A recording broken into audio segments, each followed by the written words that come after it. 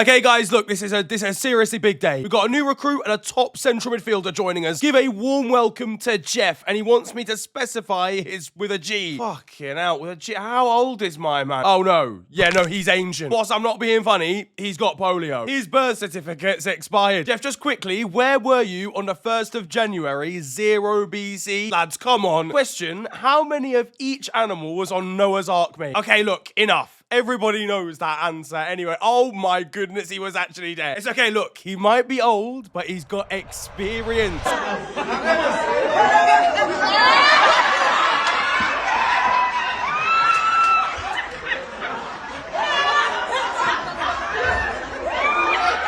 Yeah, Jeff, sorry, mate, you're off. Whoa, what am I on? You're on the pitch. Yeah, look, listen, yeah, physios, come over here, man. We're putting him down.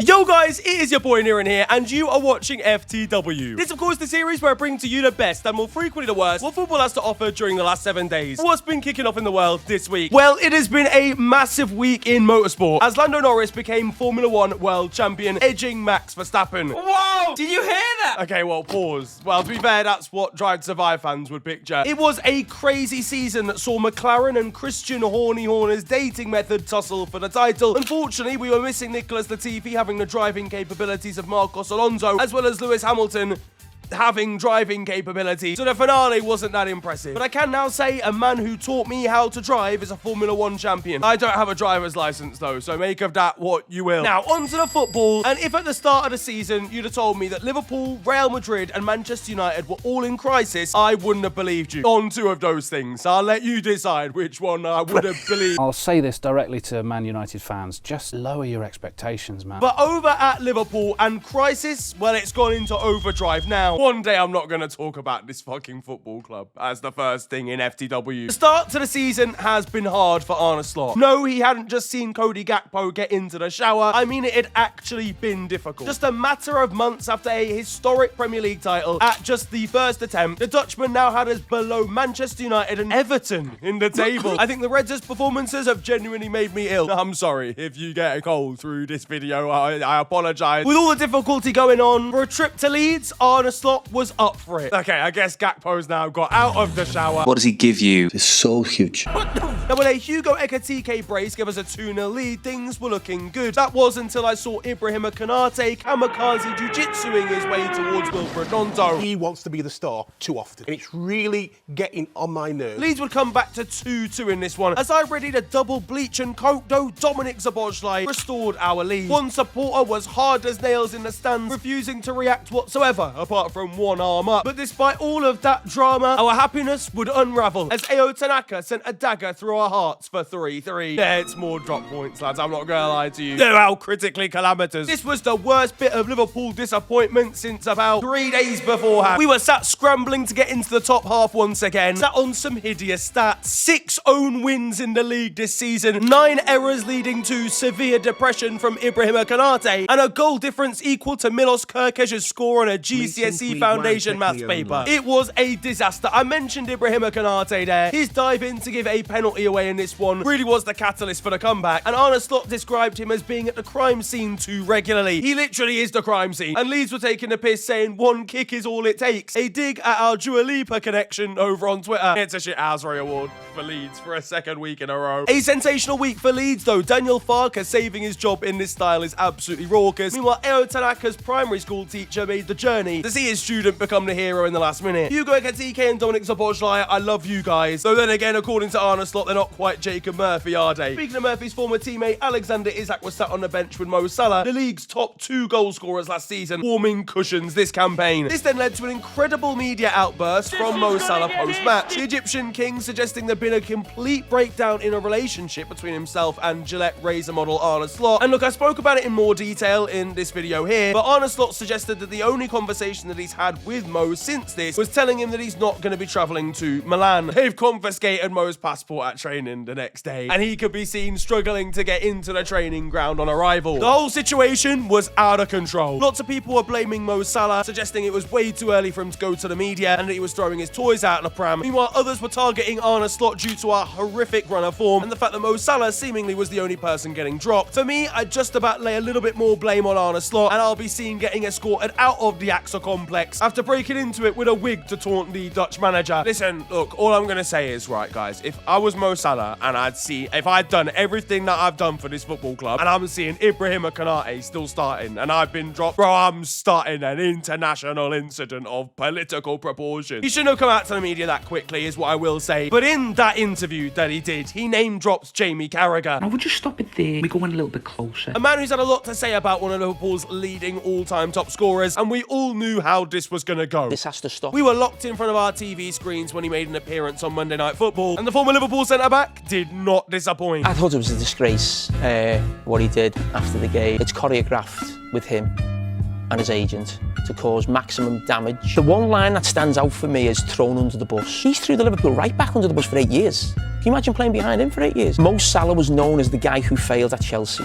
That's just a fact. Bro had 48 hours to cool off, and he's initiated a war versus a nation in North Africa. James Maddison could be seen waiting in the corner as Jamie Carragher called Mohamed Salah an illegal immigrant. He's just sat there in the corner like his parents are arguing down in the kitchen and he's in his bedroom age 7. But honestly, lads, one of the segments of this rant, one of the best pieces of television that I've seen all year. Have I ever criticised Mo Salah on the pitch?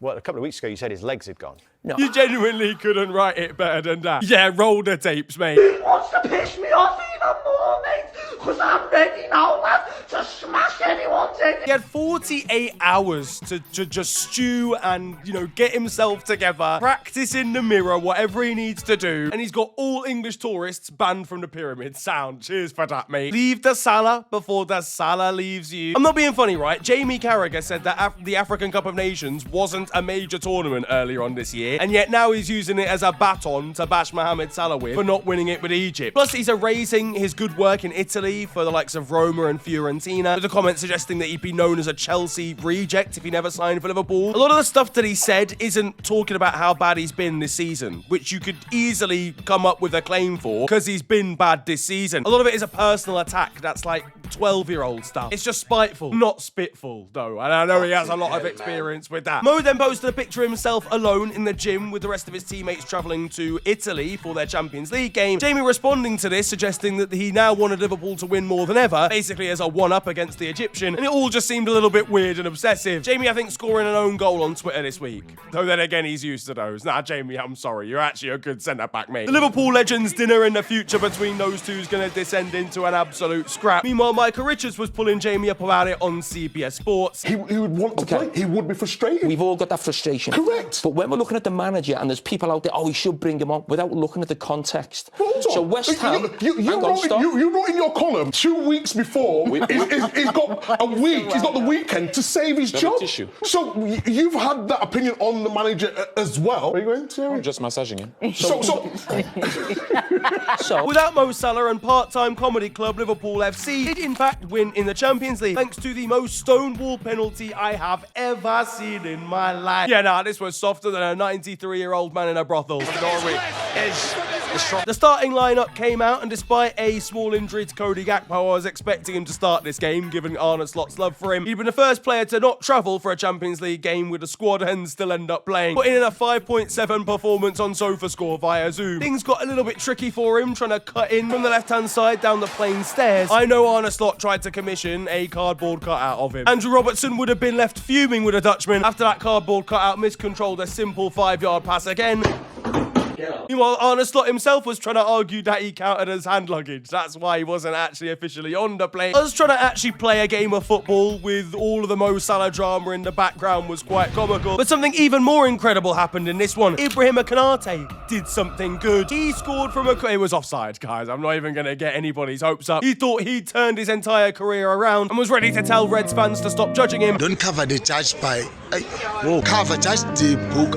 Don't do it. But to be fair, fair, he was better in this game. I'll give him his props. Maybe a change of system helped in this one. Arne Slot clearly scarred so badly by the Mohamed Salah beef that he's decided to stop playing wingers altogether. Elsewhere in the Champions League, and another manager under pressure is Xabi Alonso. That pressure was amplified by 115 times as Manchester City dealt him yet another blow. That judge from the Leverkusen days is starting to run out, man. Real beaten 2-1 here by Pep's side. Yeah, it's looking kind of dark now, really, for Xabi. It might be time to... This result was made even worse by Zinedine Zidane being in the stands. The former Real boss is always linked to the job at the Bernabeu. He was practically on hand to be at his ops funeral. Rodrigo scored his first goal in 32 matches here. He was cancelled out by Man City, and then Nico O'Reilly scored his first ever Champions League goal. Erling Haaland getting marked by Arda Güler couldn't have been too helpful for Real. That's like a 7-year-old having to mark an entire Tesco Extra supermarket. Meanwhile, Raul Asensio was struggling to deal with the big Norwegian slab of meat as well. Going down this easily isn't his first criminal offence, in fairness. Check his hard drive. Ryan Shirky was pulling out the tricks and getting bounced by Antonio Rudiger for his troubles. Meanwhile, a Vinny Jr. sitter getting missed didn't help the cause. I don't think Xabi Alonso was too pleased with his Brazilian forward. He's bloody missed it. What a prat. Prime Pele or Vinny Jr.? Honestly,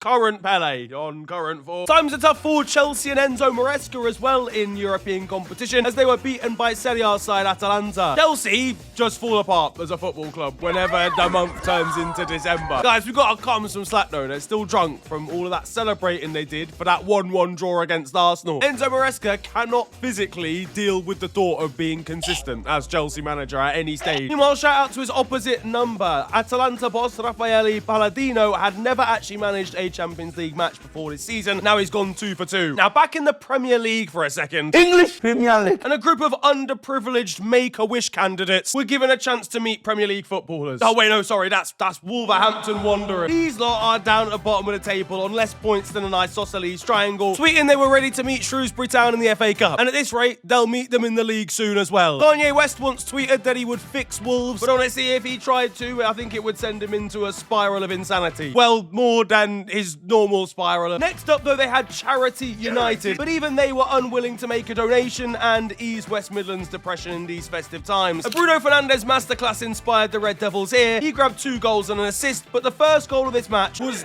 the worst that I've ever seen in professional football. It's almost impressive how bad it was from like all sides. It was absolute cinema, but the movie's being played on an iPhone 4 that's been blue tacked to a wall. Wolves fans themselves were singing "What the fucking hell was that?" after it went in. Their defenders stressed just 42 seconds into a football match. They have been absolutely appalling at the back, but bad going forward as well. They hadn't scored in 495 minutes, but that's where Manchester United came in. United have only kept 1 clean sheet all season, but in fairness, they did still go and batter them in the end. 4-1 the final score. The level of Wolves relegation that we need from this point is actually egregious. Their supporters even turning their backs to the game whilst it was going on. That's probably the most fun he's had at a Wolves game all year. Now, as Arsenal prepared to face off against Aston Villa away from home in the league, their supporters had seen this script before.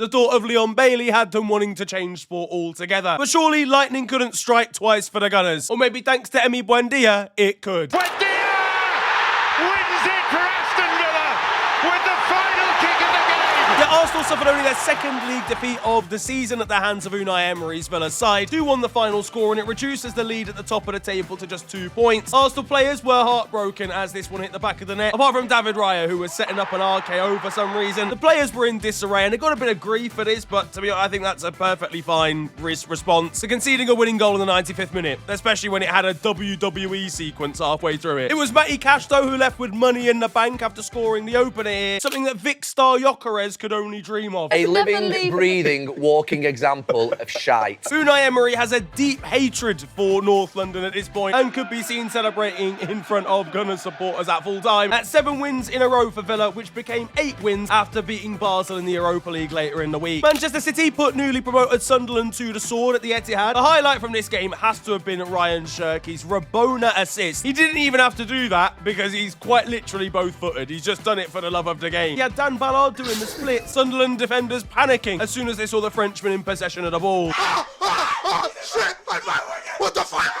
Ruben Diaz also scored a rocket in this one. Sunderland's keeper not too happy with the pace that it flew past him. That was too hard. Someone's going to get hurt if you kick it that hard. Spurs, meanwhile, were back to winning ways against Brentford and won their first match at the Tottenham Hotspur Stadium since the opening day of the season. They've been more absent at home than a father in need of semi-skimmed milk, and thankfully for them, Xavi Simons was back in the goals with his phone celebration. He's actually got some signal now, finally, in the Premier League. Bro, you've missed a lot of calls. Thomas Frank was facing off against his former side, and I think he felt pretty bad watching his Spurs side absolutely pepper them. He'll have felt less bad about their 3-0 win against Slavia Prague in the Champions League. Comedian Michael McIntyre was in the crowd, attempting to do Xavi Simons' celebration, but I do need to alert him to the fact there's a hitman sat in front of it. Why is bro trying to assassinate me mid-FTW? This stone cold hitman was called into action as Slavia Prague tried to lift the ball over Vicario. Fucking hell, he's gone down like he's been shot.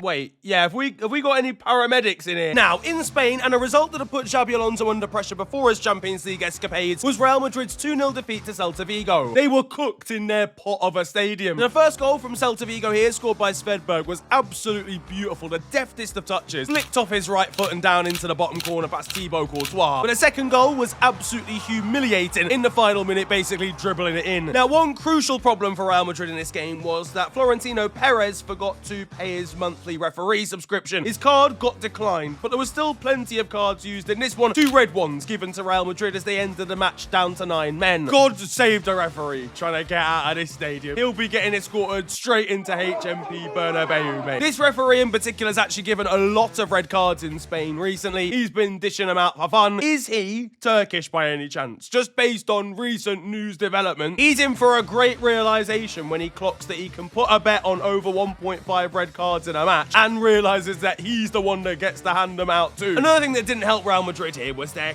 categorical, shambolic decision making. Just slapping the ball from 35 yards anytime they got their hands on it. Chouameni was getting increasingly frustrated after blamming 8 shots wide from 37 yards out. As for Antonio Rudiger, he was attempting to use telekinesis to stop the ball from going in for the second goal. Bro, you've barely even got regular kinesis, so like, let alone. It was a slightly better week for Barcelona, meanwhile, as they defeated Real Betis 5-3 in an 8-goal thriller. Ferran Torres scored a hat-trick in one of the most entertaining games of the season. Well, at the back, apparently they call Gerard Martin Gerard Maldini in the dressing room. I like Gerard Martin, but no one's calling bro that. Come on, let's not get ahead of ourselves. One man that offends Paolo Maldini is Ronald Araujo. And after a difficult start to the season, including a red card against Chelsea, he's decided he needs a break to restore his mind, where he wants to reconnect with religion. Brother, you're gonna need much more than faith to turn this around. He is traveling to Israel to go and clear his mind. Unfortunately, there's nothing we can do because that red card was promised to you 5,000 years ago, mate. I can only say I'm disappointed as him and Benjamin Netanyahu go band for band on terrorist charges. Meanwhile, back in the Champions League, Villarreal were defeated by Danish side Copenhagen in a blow for their qualification. Not that they know what tournament they're actually in because the Europa League anthem was played before this one. In Germany and also in UCL action were Bayern Munich, who defeated Sporting Lisbon 3-1. It means their record of not having lost a home game in the group or league phase since 2013 continues, a point in time at which I believe Lennart Karl was 4 years old. Bit physically sick, to be honest. He scored again in this one. This kid is he's so good. It's actually a joke, lads. He's the youngest player to ever score in 3 consecutive Champions League matches. Meanwhile, at the other end of the age scale, and I'm pretty sure Manuel Neuer celebrated his 63rd birthday this week. Domestically, and Bayern Munich pushed aside Stuttgart with a 5-0 win. They were playing some Jogo Benito for Konrad Laimer's opener, and Harry Kane was subbed on and scored a hat-trick in 28 minutes. Why do you need to substitute Harry Kane on when you're 2-0 up? That's just cruelty, surely. German goalkeeper Oliver Baumann marked his 500th appearance for Bundesliga side Hoffenheim by buying 500 litres of beer for Hoffenheim fans, otherwise known as a normal Wednesday afternoon for German drinkers. In Italy, and Rasmus Højlund is balling out for Napoli. His brace sank Juventus this week, and honestly, he's been looking really up for it all season. Man United fans are slowly realising the top striker they needed was the £72 million flop that they sold this summer. At Como, and Nico Path might have genuinely killed into striker Lautaro Martinez here. Meanwhile, there's death by breakdancing going on at Milan. This brother hasn't got a single tune where he needs to be doing all of this. There was a battle of the Nkunkus as well in this match between Torino and Milan. Meanwhile, Atalanta versus Verona, and who knows what was going on because the fog was completely overwhelming. In France now, and Zinedine Zidane and Dimitri Payet were playing football together this week, and they were bored balling out as well when combining with each other. Meanwhile, Paul Pogba's got a new interest completely. He's invested in a team involved in camel racing. The game is gone, by the way. When did this even become a sport? At least I know what my next sport is going to be when Liverpool inevitably lose next weekend. Now that it's time for your goals of the week, we got some more bangers for you. First of all, we head back to Italy for that game between Milan and Torino, where Adrian Rabiot picked up the ball, got it out of his feet, and blasted it into the top corner on his left foot. Just a pure, unadulterated banger. Similar story from the Arab Cup, actually, where Jordan are lining up a free kick from distance. Only the guy that's taking it has got a foot like a traction engine, and he has blasted it into the far corner. I want to know the actual speedometer on this one. But the final goal comes from Bonsa to Shome, and he's dishing out the acrobatics with this wonderful bicycle kick. Hello all and welcome to The Beautiful Game, the segment where we take a look at the poetic and brilliant side of the game that we love. We are back by popular demand for yet more glorious beauty.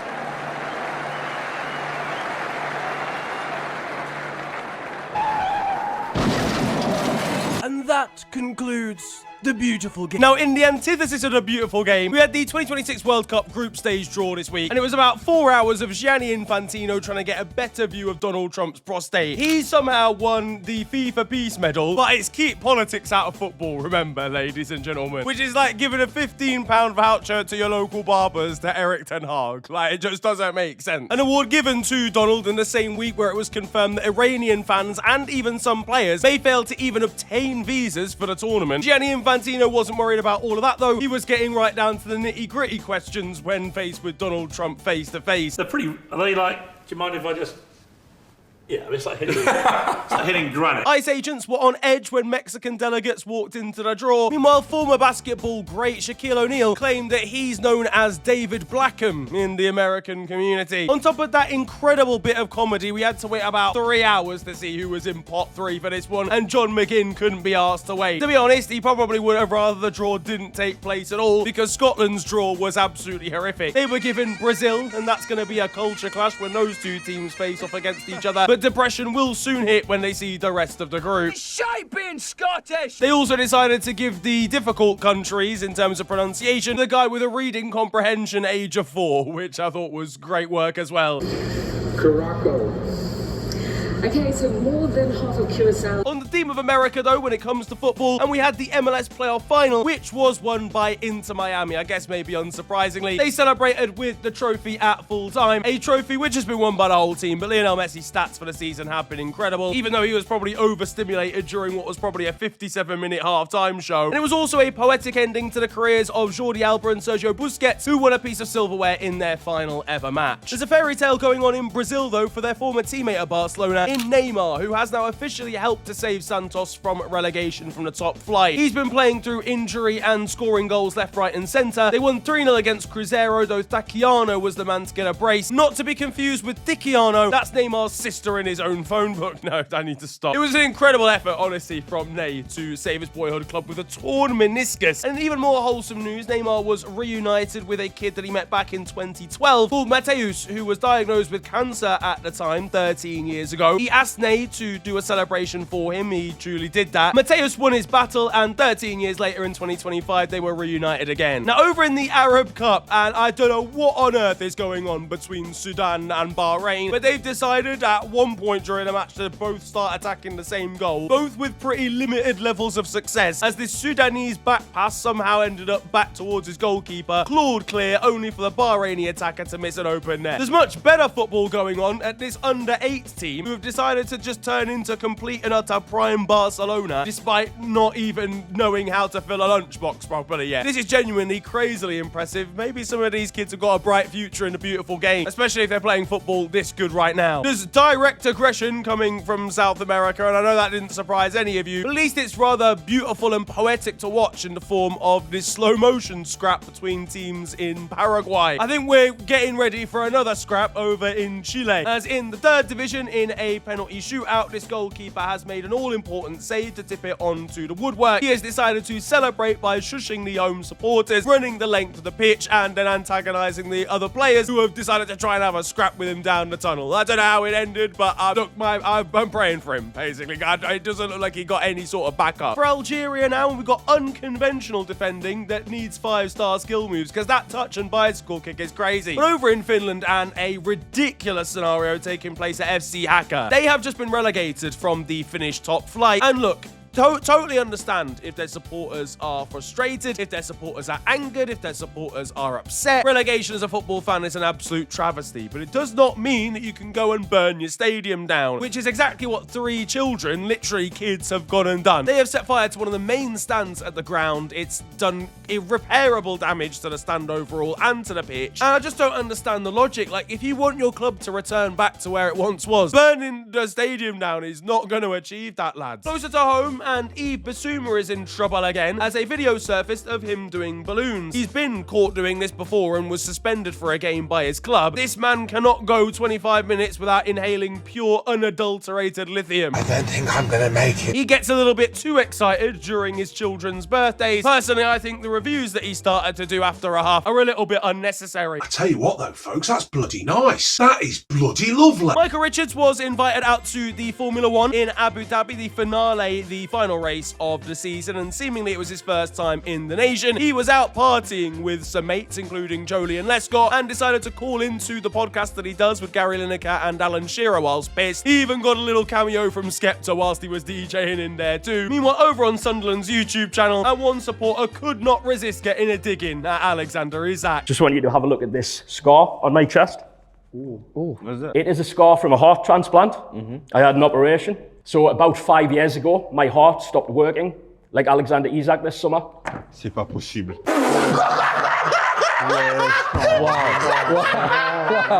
Wow.